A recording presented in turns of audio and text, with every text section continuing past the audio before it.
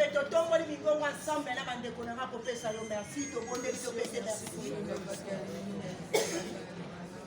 Merci pour la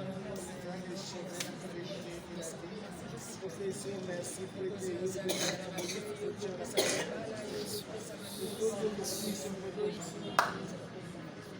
Zamba Bible na telemi lokola Josué oyo yebisi partout foulera les plantes de vos pieds, je vous donne la possession. Maintenant, Seigneur, toute puissance est négative.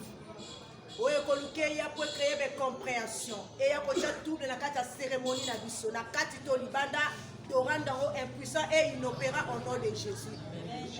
Cérémonie ensemble. Ndenge yo bandaki na bango mostamba kasi bakutana kiyondo yebi. Et les ensemble ba famille de tozo kutana.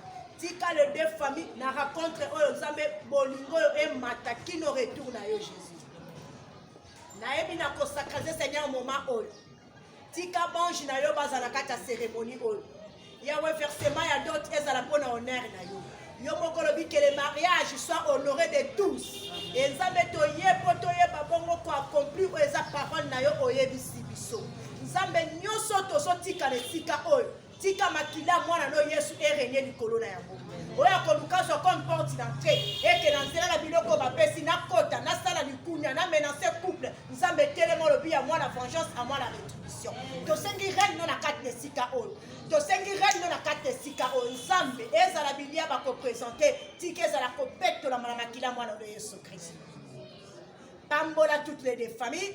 Oyo batalisi bolingo malgré ma préoccupation, malgré ma difficulté, ma problème, mais batiki bayene siko pona ko sepelisa ndeko na bango. Nzambo Bible zoloba na mariage ya Cana au salaki miracle. Obenga makalom ya multiplication. Nzambe même si il y a paix à manger, yawe multiplier yango. To sanctifier za la maille, eza la poisson, eza la bilia na makina na yo Yesu Christ. Na versement ya d'autres seigneurs dans ba cérémonie ezoleka, tika lokumu ezonge pai na yo.